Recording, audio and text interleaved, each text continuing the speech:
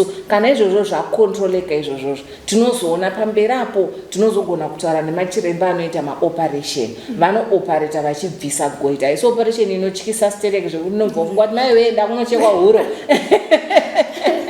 no machiremba akatodzidza anoziya kuti kana tichibvisa goita tinobvisa takadai asi zvazvekumberi ndiri kungosana kukukanzela hangu kuti uone kuti hasi zvanhasi kana kuswera mangwana zvandiri kutaura izvi tichatombochovha mwedzi tichimeka shuwa kuti mwedzi dzakati tichimeka shuwa kuti mafunction egoita rako yacho ranaka uchiri kutadza kufema uchiri kuita pressure ichiri kuisa pressure pakufema nepakutaura nepakumedza zvaunga uchitsanangura kwazowo kumberi uku ndokwatinozoona kuti munhu uyu toitisa here operation kana kuti aiwa tomusiya pamapiritsi api. Dzimwe nguva hatiti operation tine mushonga watinokupa unongoita kuti tibva tangopisa goita racho.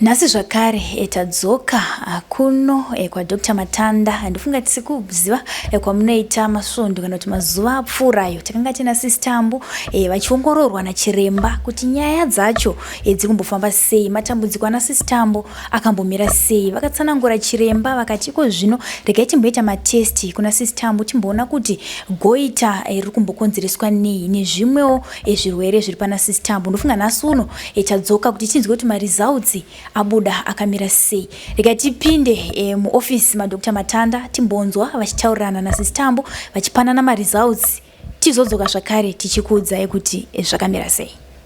Okay, Tambu. Wadzoka kanasi? Handisika. Tione MaResults. Ndaona kuti nhasi BP yako chakati kwirei futi handiti 147. BP nekuramba yakakwira kwairi kuita inenge yakuda mushonga handitika. Saka ndichakunyorera. Alright, sida kutarisa MaResults panapa. Yandakabata yatinoti FBC, full blood count. Inotarisa kuti une ropa rakawanda sei mumiri. Handitika? Haisi yekutarisa HIV. Usually tikauza munhu ropa rako rakanaka anobva ati handanzi HIV handiti. Iyi ndeyekutarisa kuwanda kweropa mumiri handitika. So mumiri mako ropa rako rakakwana handitika. Rakawanda zvakakwana nemamwe atinoti maplatelets tumwe tunowanika futi muropa imomo twakadii futi twakakwana handitika. Then toya panapa test yeitsvo yatakaita iri kuratidza kuti itsvo dzako dzakangotisarire mbichana zvinongoda kuti uwedzere kumwa mvura nditi kumwa mvura yakawanda zvinokubatsira hadzina kuti handingati dzakashata zvekuti dzinoda anything just mbichana ukangowedzerawo kumwa mvura zvinofanira kuita sei kukubatsira handitika. Ndobva ndauya panapa patest yegoita rawinaro iri. Saka patest yegoita ndakatesta zvinhu 3 handitika. Remember ndichikutsanangurira kuti pane yatinoti autoimmune condition yekuti miri wako iwewe unoita against iwewe handitika wazviziva handiti. Ndakatarisa kanhu ikako katinoti TSH receptor antibody ndakacheka kuti ndione kuti unako here zveshuwa kuti zveshuwa here kuti body yako iwewe iri kufighta thyroid yako handitika. Saka panapa test iri very very positive handiti. Measurement yako iri pa 39.4. Maximum yacho yafanira kuita 1.22. Saka zvakasiyana stereka 1 na 39.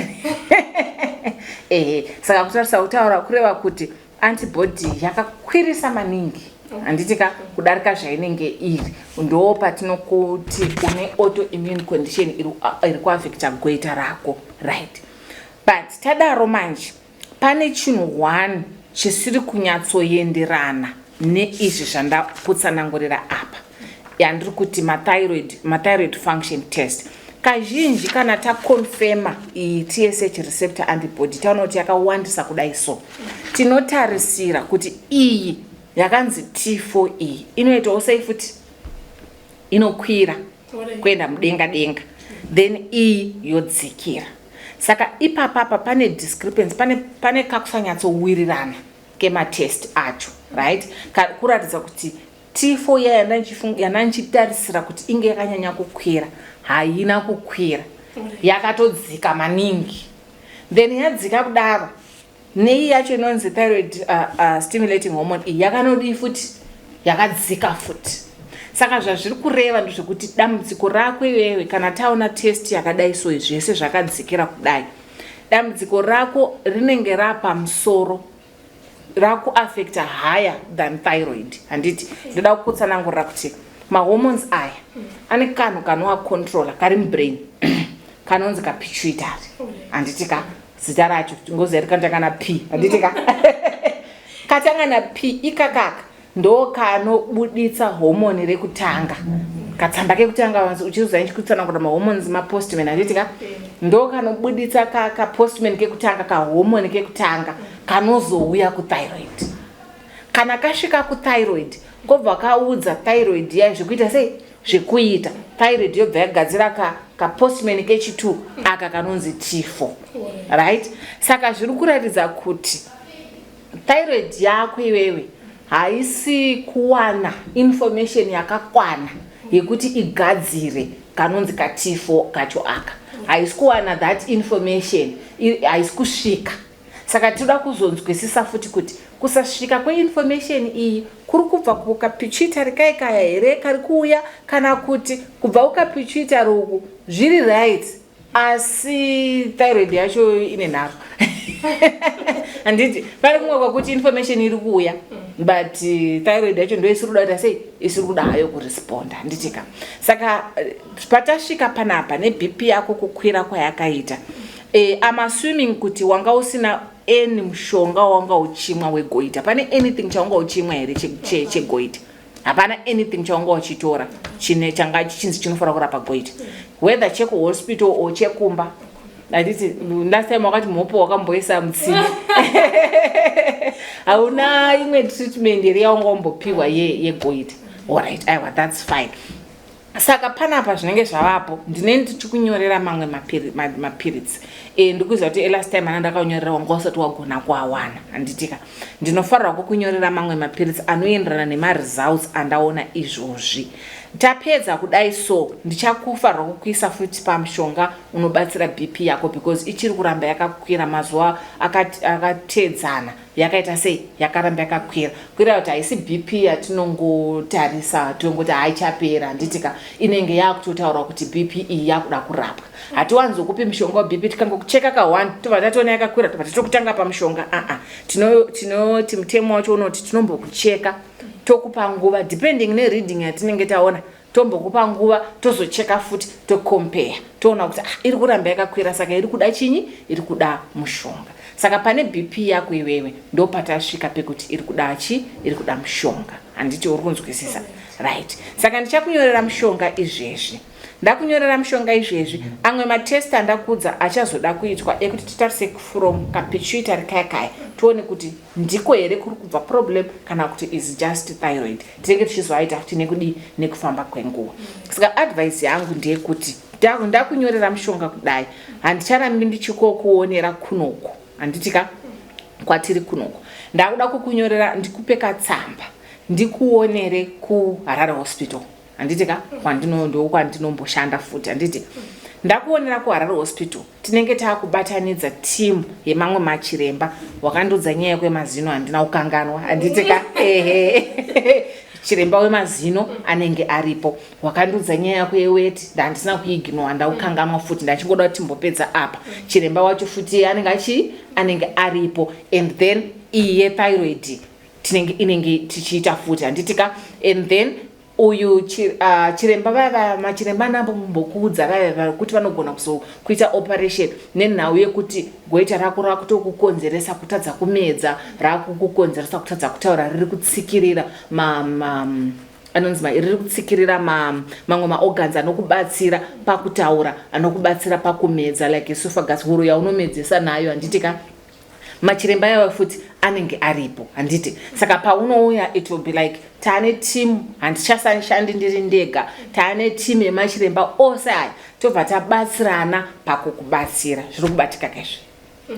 zvirobatika nditi unokwanisa kuzoita uchiuya kuHarare Hospital unokwanisa nditi saka ndichakunyorera nekatsamba because Harare Hospital is a referral hospital kana ndisina usina munhu akurifeya unogona kunetseka nditika ende pauchauya kuHarare Hospital unofarira kuuya uri musi wechitatu wazvibata machitatu chega inini ndo pandinge ndiri pajuti ndiri kuitira kuti usazoende futi kuno mwe chiremba achatanga futi kutangidza nyaya yako panyowani inini kuHarare Hospital every Wednesday ndo day rangu randinoona ma-outpatients ndo day rangu randinoita call handitika saka iwe ukauya iri Wednesday unenge uchingouya futi kwandiri only kuti wakungondionera ndiri the other side regovernment handitika good and then we put everything together tobatsirana nemamwe machiremba toona kuti tiri kufamba sei toita way forward so that unyatsowana perfect help ndizvo handiti good bvunza mubvunzo shosho baba shakanaka question kana nyatsobvunza unzwisise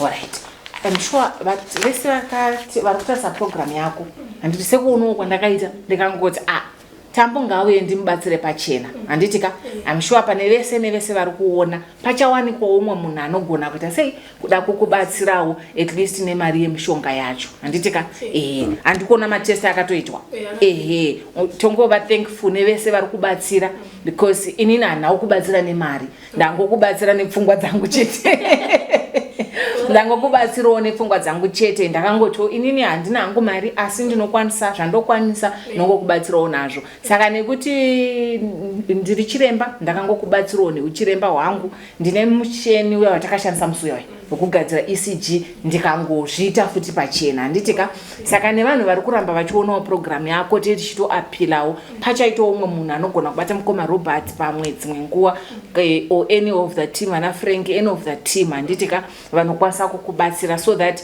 kubva kwese uku uchingobatsirika tinotarisira kuti zvicharamba zvichidaro pachawana umwe achati ndino $3 tokubatsira tinokuonerawo Harare Hospital government saka haichaji mari dziya dzekumusoro futi handitika saka kubatsirika kwacho kunenge kwapadhuze instead yekuti titsvage mari yekucontinue tichiita zvekuprivate handitika kunoku kuprivate you only came because inini I offered kuti ndinokuona mahara handitika handisi kukubhadharisa that's why you are able to see me in my private clinic like this handiti kuHarare Hospital it's a government hospital saka ndisinawo kuti handi ndinokuonera in any of the private hospitals because even vanokubatsira vacho zvinozoremawo kubatsira munhu for a private hospital tiine option government hospital so ndichangokunyorera futi prescription ine mishonga yandakakupa pekutanga usasaishandise iyoyo handitika ndokunyorera nyowani kuti usazoita confusion usati watengayo ndongokunyorera one prescription ndoya uchashandisa izvezvi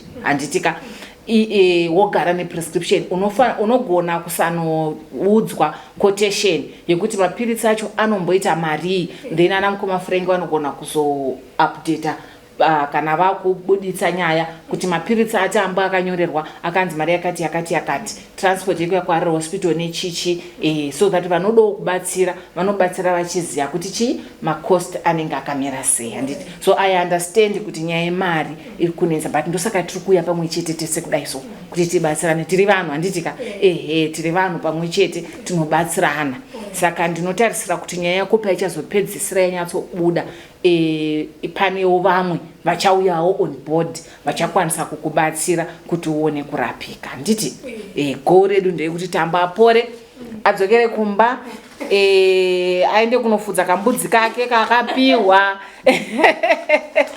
agare nevana vake akapora nditika so don't worry nenyasha dzamwari tichawanawo vanosundwawo nemweya wamwari nevamwewo vane mwoyo wakanaka vanokwanisa kuita sei vanokwanisa kutibatsira and especially kana nyaya yako yatobuda pachena kudai hanzi kambudzi kazvarira pavanhu kati katandirwe imbwa nditi kana wauyawo pachena nedambudziko rako kudai so kuti tiwane kuti pamwe chete sevese vemhuri yeZimbabwe iri kuona tikwanise kuita sei tikwanise kubatsirana nditika umwe naumwe anenge achingoita pake panogona kusaita one umwe munhu anobva auyaita zvese pamwe vanowanika asi kazhinji kacho tichibatirana kudai aisa pake tobatsirana toona kuti wabatsirika handitika.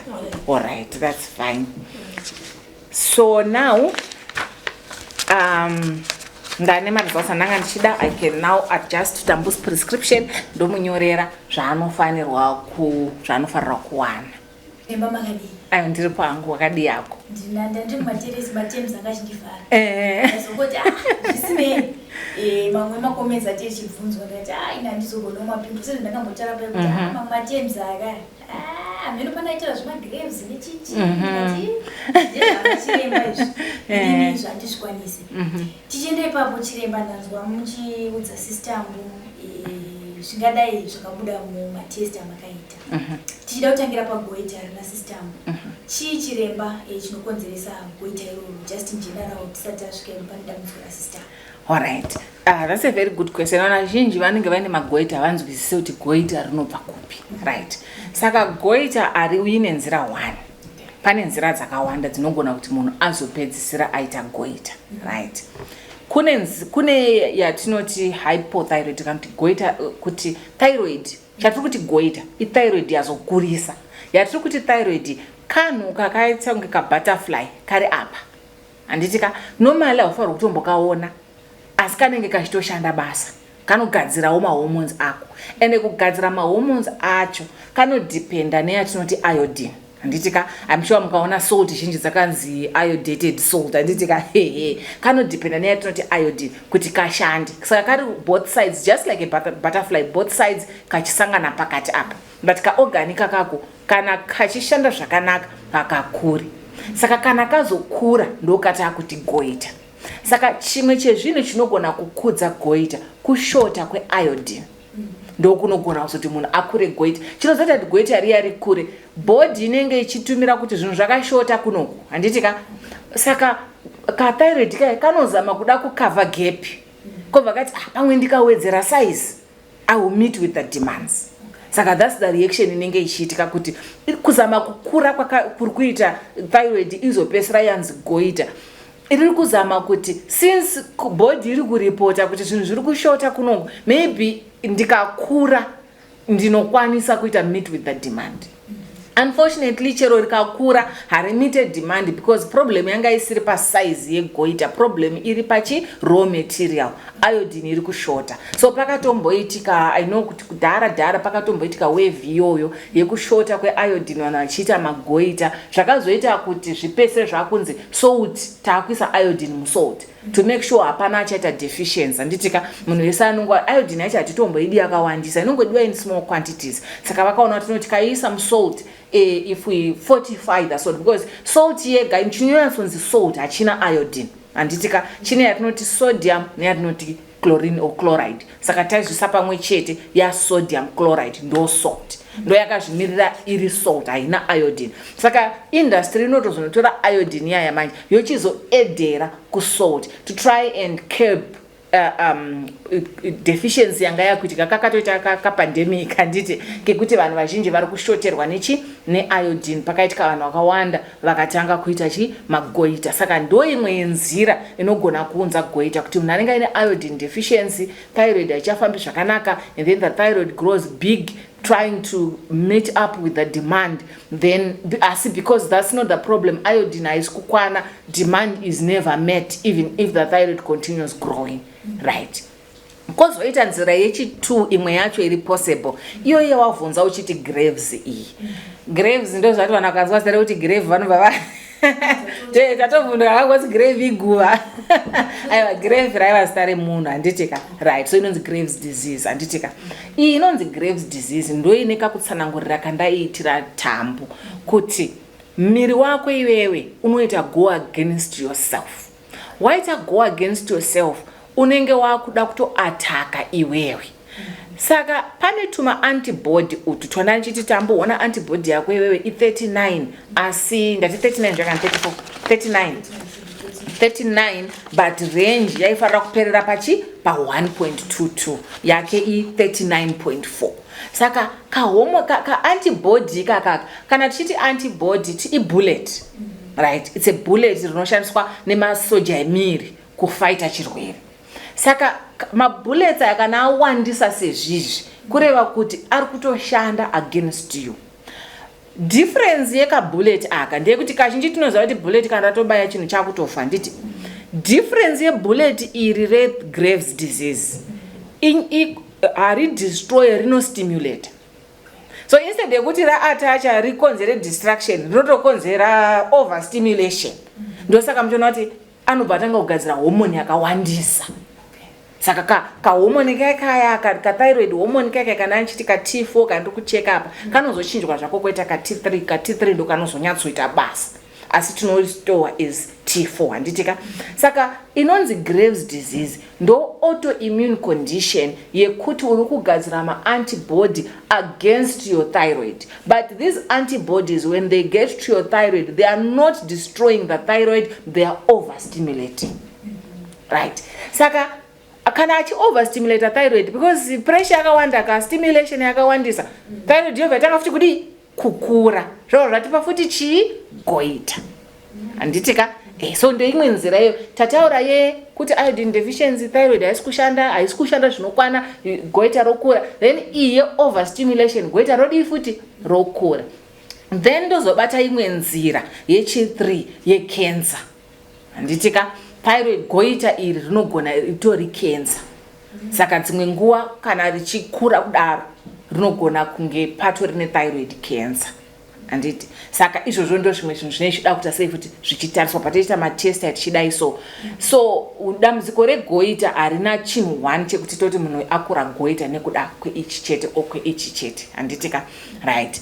So dzimwe nguva goita iri rinogona rakakura kudaro tazogadzirisa rinongoramba rakakura asi risisaite function yaro isisiri bad handiti ndotsandaitsanangurira kuna Tambu kuti usati waenda kusurgery kana taita kupisa kwandaitsanangura kuya imwe treatment inozoitwa kana muna neGraves disease kuti kupisa kuya sata kupisa sata kuendesa kusurgery tinofanira kutanga taita kuti function yacho iite normal. I know kuti pakabuda story last time pane munhu akakomenda achiti chiremba thyroid inofanira kuti ungoenda kusurgery straight. So ndechida kutsanangura kuti ayewa hatimhanyi kuti takutonooperata munhu pane mazvito zvinotofanirwa kuitwa matest anoitwa function yethyroid yacho iuye panormal and then nemaziso andandichitaura yaya zvese zvichigadziriswa tozoona kuti ayewa munhu astable enough for surgery. Then topa munhu the two options anogona kunopiswa kana kune radiation yanachitaura iya kana kuti tinogona kunoita sei kunomuita physical operation nandi but zvese izvi zvinotomirira kuti thyroid chitange raita normal.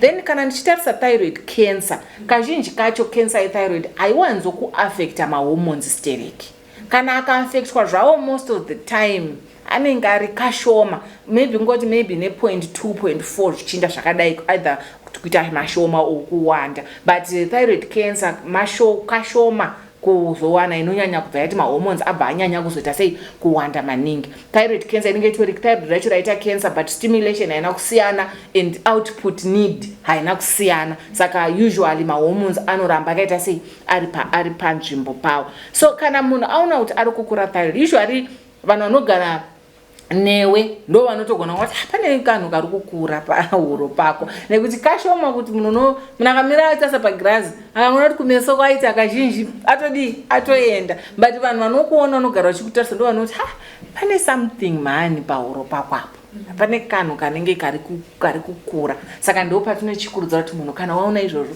obva wauya kuclinic woona tokuona isusu machiremba toexamina toona kuti ithyroid zveshu here because pane tumwe tubundu tunogona kutokurawo ipapapa. Saka musi wandaexamina Tambu ndichitimedza mate ndichidi ndichitocheka kuti ithyroid here because mabehavior yethyroid nebehavior yetumwe tumabundu inosiyana paunomedza mate handiti saka unochida kutariswa tomanyatsomaker sure kuti thyroid zveshu because harisiro rega rinogona kukura pahuro apa asi kurudziro yangu kune vese vakatarira ndeyekuti wangoona kabundu kausinganzwisise enda unoonekwa nekuti hatizozivi kuti iodine deficiency wakuita goita rekuti uri deficient une Graves une cancer une chimwewo hachistori thyroid. Saka once waona kabundu apa pamberi apa wangoona kabundu unouya tichiita sei tichikutarisa. Thyroid kukura kwainoita inogona kukura goita iri rinogona kukura richibuda panze kana kukura richidzokera mukati yatinoti retrosternal growth ndo inatamba tamba nezvese because ukatomutarisa unoti kunze goita riri kuoneka, asi riri kupinda futi pai mukati. Parinopinda mukati pai pane maorgans ari padhuze. Pane huro yekufema nayo. Huro yatinofema nayo trachea, larynx, handiti kana mazita acho. Ndo pane vocal cords atinotaura, anoita kuti tigone kutaura. Saka pakatsikirirwa ipapapo wobva wanzwa izwi richiita sei richishoshowera sezviri kutaura Tambu kuti voice rangu harichabudi semabudiro raifanira kuita. Then pane huro yekumedza iripo futi padhuze. Saka thyroid rere kana richikurira chipinda mukati parinonotsikirira huro yekumedza iyaya, kumedza konhu kwakatanga kuita semanje futi kunetsa zvinhu mukanwa zvoda kudzika zvotange zviri kubuda, mvura iri kubuda nepatepi iri half closed, handiti iri kufosera.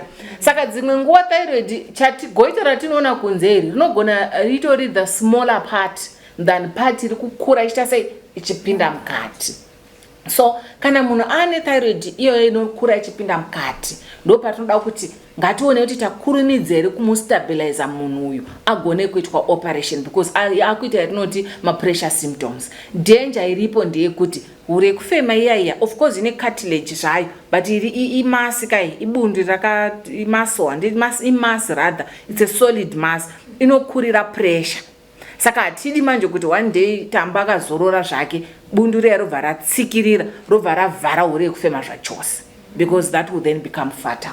Ndosaka tichida kukurumidza kumhanyisa. Saka manzwa ndati Tambu ubva wauya tibva taita teamwork pauri tikurumidze kukubatsira, nekuti ma-pressure symptoms aanawo aya anoreva kuti rikaramba richikura futi tisina kuita intervention pamberi apo huro yekufema iya inogona kubva yazoblock, then iyo obvious kutadza kufema ndo kutopera kweupenyu kwacho, handiti saka ndizvo zvatiri kuda kuita way forward. So I think ndakatarisa magoita ndo information yandingape, and ndodazve kuashua vanhu kuti kana wanzi goita rako rinoda operation, nyatsotsanangurirwana nachiremba kana uine mafears, because ndinoziva kuti chinhu chese chine chekuita nehuro most people are not comfortable. Munhu akanzi ada kuopererwa pahuro arikuda kuopererwa mwoyo, zvinhu izvozvozvo vanhu vanovhunduka. Zvikanzi ada kuopererwa mudumbu, most people like arikuda kuitwa operation yemudumbu, handitika, most people accept it. But munhu akanzi ada kuopererwa pahuro apa vashoma vanogona kukurumidza kuzvitenda. Consent yacho kuti isainwe, mumwe ndotombotanga ndabvunza tete ndozoti baba, ndozoti mamai, vazoti kombonogarwa, saka muri kuda kuti anombourayiwa, ombonyaradzwa, ozochekwa huro futi. So I just want to assure that kune vese vakatarisa kuti maitirwo anoitwa maprocedure are very safe, handitika. Of course chinhu chiri kuitwa nevanhu handingati 100%, there is always that risk, but risk iyo yakangofanana nemalaria chaiyo. Munhu anogona kutorapwa malaria akapora, mumwe munhu anogona kutofa nemalaria, umwe anogona kutomwa parasite chaiyo otoimwa musoro common parasite, asi umwe akatoimwa parasite iyoyo inobva yatomukanganisa. Saka ndoti of course tinonzwisisa hedu kuti zviri kuitwa nemaoko evanhu hazvi kuitwa naMwari anonzi haana chaangatadza nekuti ndiMwari, but ndoda kuti vanhu vanzwisise kuti the risk is not as the people usually think. It's not as the community usually think. Tine vamwe vedu vanotibatsira fane ma-community doctor vakawanda, vane zvimwe zvavanozotsanangura, but ndinoda kuti munzwisise kuti kana kwanzi munhu uri kuenda kusurgery yegoita, it's a safe surgery to have. Machiremba anoita ma-operations aya vanhu vakaita sei vakanyatsodzidza. Chiremba anokotsirisa ndichiremba akatonyatsodzidza, anotoziva kuti kana ndichikotsirisa munhu wegoita ndinoita so. Ava kana vachioperata munhu wegoita tinooperata so, totora goita racho tobvisa, vanodecide futi vari kubvisa rese kana kuti vari kubvisa vachisiya kamwe kapisi kanozoramba kachishanda, kana vari kubvisa rese. Kana vabvisa rese unenge wakuzopihwa ma-supplements, because remember goita riya rine zvarinotoshanda, tuma hormones twanotogadzira itoto tinototuda. Saka munhu akaoperetwa akabviswa goita rikabviswa rese, pakuda manje kuzoita replacement yebasa ranga richazoitwa negoita nethyroid, sorry inenge isati yagoita ingori thyroid, nebasa raizoitwa nethyroid rere. Saka kune katablet kaunenge uchingomwa very low, madoses acho are usually very low doses, unenge uchimwa manje nekuti hausisina thyroid, wakuwana that tablet to replace what the thyroid was supposed to do.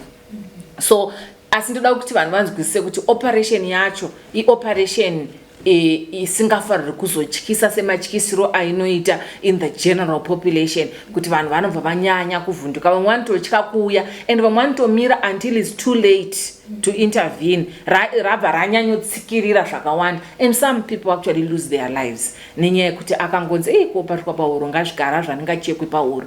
I want to assure people kuti please, if you need help, come. The operations are safe operations. They are done in a safe environment. Mutheater imomuya nemina chiremba anooperator, chiremba ari kuassista ari kuoperator, nanesi ari kuassista ari kuoperator, nemukotsirisi anenge aripo, every part inenge ine munhu akatoidzidza anenge aripo. And machiremba aya vanonyatsoziva kuti ndikacheka skin ndichasangana neichi neichi neichi neichi. They know what to push aside, they know where to cut, they know how to sew it back. Saka musazovhunduke henyu kuti nonoborwa uro. It's a very safe operation to have. Inenge ichitwa nemachiremba anyatsoziva anatomy, anyatsoziva mamiriro akaita maorgans epauro, and they can operate you. Baseline ndingangoti kana wanguona wine kabundu kangobuda pauro apa, uya tikutarise tuone. Musafamba muchidiagnosana mega mamati atori negoita rimwe bundu haristori goita. Uyai tikupe information, toita matesti wayaya anoti direct kuti treatment yedu tiri kufambisa sei. Right. Pane chiremba pamagutaura kuchiti ndine mamwe patients angu ekuti anombouya ndinotunzoti kuda kunoparito, but paunozoenda kumba machi unonodzaka community unodzaka aiwa sekuru vayo ndozvakavauraya ndiki ndozvakamuuraya. Pane here macircumstances ekuti munombosangana nematambudziko iwayo ekuti isa sister yangu wauya pano ataura kuti chiremba anodambudzika ndinawo, matora matesti matoita sei, parinonosvika shoko kumba kuti ndanzidwa unoitwa operation patient amchaiwo ati aiwa matambudziko akatowandisa. Pamwe pacho chitoona kuti murwere ari kuda asi ari kutya kusaina consent nekuti arikuti vamwe manje family isusu kuno ku this side of this world atizvimiriri tega, tiri part yefamily. Ndotofarira kuti nditange ndaudzawo sesi vangu, hanzvadzi yangu, inini ndakarorwa, murume wangu anofarira kutanga amboudza natezvara kuti mwana wenyu akumbonodii. You see, saka I'm here to try and educate people kuti please musanyanye kuvhundukira kure. Kana mune ma-concerns, uyai muti chiremba operation yenyu uyu ningi wangu akafa neayo yaka. Dzimwe nguva dzacho vanhu vanongoti ningi wangu akafa neizvozvo, but zvisiri izvo zvakamuuraya. Anenge akatozofone zvimwe asi nekuti akatomboitwa operation yetu takabva tatoisa label kuti ukangoti operation chete unofa. Ndoda kukupa imwe common example isiri yethyroid zvayo. Pane yatinoita inonzi lumbar puncture yekutorwa mvura kumusana. Iyo ine nharo iyo. So people believe kuti ukangotorwa mvura kumusana unobva watofa. I know. Kwavari kutorwa mvura kumusana ndokwakuuraya. Havasi kuziva kuti aiwa chirwere chinonzi meningitis chinouraya. Icho pachezvacho hachina zvekuti watorwa mvura kumusana unotorwa mvura kumusana. Chinotokubatsira kutoti utorwe mvura yekumusana uonekwe kunzi meningitis yawina ndiye rudzi rwupi. Nekuti meningitis dzacho dzakaita sei dzakasiyana. Kune imwe inokonzerwa nebacteria, kune imwe inokonzerwa neTB, kune imwe inokonzerwa nefungus. Handitika zvakatosiyana. Saka iwe ukauya ndikati unoti une meningitis, munhu ane meningitis ane higher chances of dying than of surviving. Nekuda kwemeningitis yacho. Chirwere chinouraya. Saka tinotora mvura kumusana zvakafanana ne cancer patient. Handiti totoziva kuti munhu cancer iyi kai yasvika pekuti akunofa. But pane kamwe ka procedure kanozongoitwa kekuti munhu anobva ati wangu hama yanga ine cancer yakaurayiwa nechakati. Vokangana kuti aiwa cancer yacho yanga itopa rwendo rwekupedza upenyu. Saka ndoda kuti vanhu vanzwisise kuti chirwere chinonzi meningitis chinotouraya hachitambi. Saka the quicker we get mvura yekumusana and see kuti tiri kurapa which type of meningitis. Hakuna ndomuzwa mwe achiti hazvigoneri mungopa mapirisi emeningitis acho. Hakuna chinonzi mapirisi emeningitis. Handiti sekutsanangura kwandaita kuti hauziye kuti ivirus here, ibacteria here, ifungus here, and zvese zvinhu izvi zvinorapwa nezvinhu zviri totally different. Saka pati chikuda kutora mvura kumusana pepe toda kukurumidza kuwana diagnosis, tikurumidze takupa mushonga, because each day we delay you are kneeling your grave. each day we delay. Saka asi because vana vaya vachirwarisa vari kutozvifirawo nekuda kwechirwere chavo. Isusu tavatatora mvura kumusana manje. Mvura yekumusana ya then that lumbar puncture gets labeled as the cause of death. But no, the cause of death is actually the disease itself. Saka ndo ndoda kusanangura kuti kune community maona kuti munhu wenyu anzi thyroid tatotaura kuti tinoda kuita operation. Muzotanga kuudza noti ayo amange it's okay to have such concerns and kuti brush them aside, you know. We care for those concerns. It's okay to have concerns. Ihama yenyu kawo upenyu hunorarama kamwe chete. Saka kana maita ma concerns aya uyai mutaure nesu. Musabva mabva mango disappear because munhu anogona kuzongofa muinaye. And uyaiti kutsanangurire tinyatsokuudza kuti ayewa chinozonyatsouraya ndechichi nechichi nechichi kwete kuti isusu tamuita operation. And marisk sacho munoita sei futi munotsanangurirwa pamunozosaina consent paya munhu ozoenda ku surgery. Saka izvozvo dambudziko zvekubvunza kwawaita tinosangana nazvo kazhinji vanhu vanozongo disappear. And pamurwere saka seiyo example yandakupa yemeningitis dzimwe nguva isusu tatati alright kana tisingakwanisi kuita matest acho turi kuchengeterei murwere wenyu because takangomutarisawo hatisi kutozivawo kuti meningitis yacho saka tiri kurapa ipi. Saka beta munotarisana muri kumba nekuti titarisane tiri muhospital. Sometimes when we come to that point ndo panozonzi nemarelease because vari kuona kurwara kuri kuita munhu ka hapana ari kuda kutora murwere wekuenda naye kumba kwake ndo panozoti alright saka chingoitai henyu as a way of keeping the patient in the hospital, not as a way yekuti vanyatsonzwisisa. Then sometimes totoita lumbar puncture totorapa munhu otobuda achitofamba. Handisi kurara zvandati meningitis inouraya, handisi kuti hakuna vanopora variko, but the higher chance yekupora is the higher chance per meningitis is death than survival. Saka sisu semachiremba tichiti ngatikurumidze toita sei tiwane mvura yekumusana iyi titarise kuti meningitis yacho yakamira sei. Saka ndoda kuti in as much as we meet those, I hope nekutaurawo nemaprograms akadaiswa amuri kuita akanaka kudai ekupa chance yekueducata vanhu because dzimwe nguva all that is needed is education. And I know kuti kunewo mamwe machiremba who don't explain. They just say inini doctor ndakanoita 6 years kuchikoro kana ndati operation ngati operation kana musingadi it's fine next patient. So nechida kutokurudzirawo even the doctors when you have patients vanenge vaine maconcerns like this, take your time, just consult them, talk to them, educate. Kazhinji kacho education inobatsira munhu kuti azonzwisa kuti saka zvinofamba so education inobatsira kuwedzera kweconsent. I see these concerns that people have, we meet it a lot, and I want to over and over emphasize, please uyaititaurirana musangotiza mubva matya mubva matoenda. Isusu toda kubatsirawo murwere, basa redu sana chiremba kuda kuti murwere ararame. Maconcerns enyu uyai nawo titsanangurirane tione way forward. Chiremba ndofunga ndikurangarira imwe yeprogram yanakamboita vanhu vanenge vachiona nepfungwa. Pfungwa makatira kuti panouya patient mutanga matombotarisa kuti kufamily kwavo kune mumwe munhu akamboita chirwere ichocho akamboita dambudziko iroro. Panyaya yemagoita iyi munoita futi here process yekutarisa kuti kune mumwe here kufamily kwavo akamboita dambudziko iroro kana kuti ndiwe kutanga here panotariswa futi here. Yes, izvozvo secondition inatambu autoimmune iyi inogona kunge ichirana futi irichi kune kuvamwe mufamily. Then kunogona kune mumwe mufamily asina goita autoimmune condition as aine another form of autoimmune. Kune mumwe autoimmune atinoti lupus, ndichika kune chirwere chinonzi lupus, it's another autoimmune condition. Type 1 diabetes, and diabetes ine matype, kune type 1 kune type 2. Type 1 diabetes ndo imwe futi autoimmune condition. So kumuri kunogona kusina munhu ane Graves asi kuine munhu ane type 1 diabetes, kana kusina munhu ane Graves asi kuine munhu ane lupus. Izvozvo zvinoenderana, zvinoitika.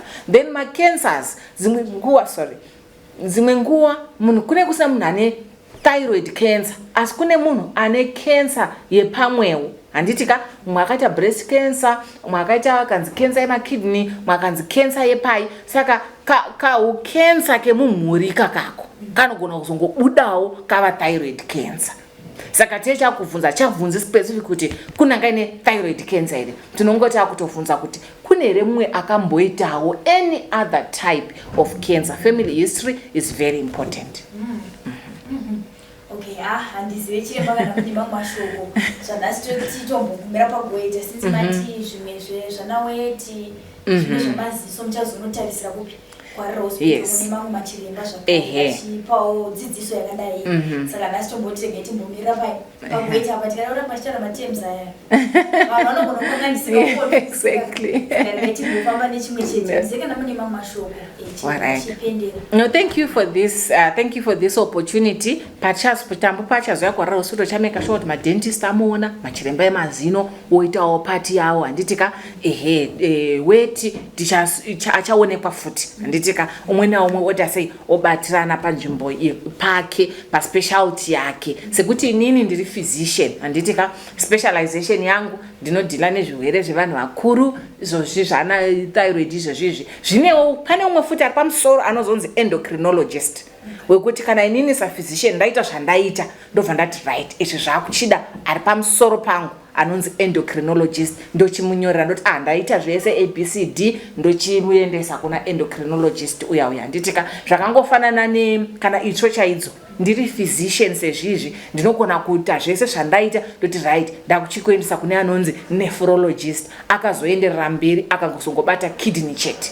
So inini ndiri physician, I'm like a general physician wekuti ndinoona mabody parts ese munhu mukuru wese ndinoona mabody parts ese then kana ndazoona kuti kwakudiwa atinoti subspecialty kana kuti maybe mudumbu ndozoti zvakuda anonzi akasinyatso specialize neGIT uye anenge akaspecialize neGIT haachaiti zvemamwe maorgans esa angomirira digestive system yoyo chete wemakidney angomirira makidney chete wemoyo angomirira moyo chete saka tiri palevel rekuspecialize pandiri nini ndinenge ndiri paphysician handitika ndozoendesawo kumberi kana pane need yekuti munhu uyu akufarira kuenda kuna endocrinologist or kuna nephrologist or kuna cardiologist ndo hierarchy mafambiro azvinoita kana tiri kuchipatara. Kumashure kwangu kuna anonzi general practitioner GP handitika iye kana azoti izvi zvinoda physician ndiye anorefer patient ndozomuona. So tichiendera mberi nekuti take care of Tambu tichamunyorera zvandichamunyorera. I'm sure munenge muchizomuisawo maupdate pa uyu penyu pa channel yenyu. Ndichikutendai chaizvo nechannel yenyu nekuti iri kubudisa vanhu vane matambudziko vakawanda and it gives a platform yekuti isusu machiremba sezvizvi tuwane chance yekueducateawo vanhu zvichida kumberi uku tichazoramba tichiita these educational talks even pasina patient maybe tichazoona kuti togona kungoti tikutaura nezvezvirwere chakati maybe mumacomment section vanhu vangakubatsirai kuti would they love such a program vakupei feedback yekuti cheredu tisina murwere aripo atouya togona kuti azvare kuti nhasi tiri kudzidzisana kuti chinombonzi BP chi inofamba sei chinonzi sugar chi chinotobata zvirwere zvakasiyana siyana as a way of educating the population. Vakatipa feedback vanhu I'm sure we'll plan accordingly but for now ndoda kukutendai Tambu ndoda kukutendawo nekuti kubvuma kwako kuti ubudiswe sezvizvi kwatodzidzisawo umwe munhu handitika hakusi chinhu chokunguti uda kubenefita iwewe chete kutobvuma kwako kuti taure newe tichiita matest esaya tichiita maprogram aya kwatoitawo kuti umwe munhu aite sei adzidze. Otherwise inini Dr. Matanda handisisina hangu anything else to say. Thank you very much. Ndofunga manzwa nhaurirano yaitwa na Dr. Matanda pamwe chete na Sis Tambu vachinyatsovatsanangurira kuti vanyatsonzwisisa kuti ayewa kuita goita ravainaro hakusiriko kupera kweupenyu. Vazhinji vanotya vakanzwa zvakunziko zvino yasvika nguva yekuti chienda kunoitwa kutheatre timbonoona kuti toita tobvisa here yatinoti operation. Asi Dr. Matanda vatsanangura vakati handiko kuguma kweupenyu sekutaura kwatenge tichiita tiri panze kana kuti tiri kudzimba kuti ukangoona wapinzwa mutheatre ndo paperera upenyu. Asi sekuona kwamaita Dr. Matanda vachitsanangurira Sis Tambu kuti ayewa ukaenda ikoko kunenge kuine vamwe vana chiremba, inini zvakare ndinenge ndiriko ndichinatsoona kuti zviri kufambiswa sei. Asi iko zvino chasara ndechekuti tichibatsirana naSisTambu nekuti Dr. Matanda vati aiwa handichakwanise kuti ndirambe ndichikuonera pano paprivate hospital, ndava kuda kuti tichienda kunoitira basa rese kuHarare hospital. Asi mari yekuti SisTambu vave vachifamba kubva Kumba vachisvika kuHarare hospital vachidzoka zvakare pamwecheto nemari dzingadiwe pakudyawo kwavanenge vachiita semunhu ari kubatsirwawo pachena nachiremba Dr. Matanda. Panozodiwa mari dzemishonga sekutaura kwavaita tichakuisirawo prescription yavo iri kudiwa kuti SisTambu vave vanoita zvakanaka. Namba ndo dzatukisa pasasapo kune vanoda kubatsira SisTambu ndiyo nguva yekuti mubatsirane nawo tichiratidzawo kuti kana dambudziko rawira mumwe wedu auzive kuti mangwana rinenge riri papi. Tisongana zvakare pamamwe maprograms zita ndinonzi Elizabeth Nyaguyo tichiti chisarai.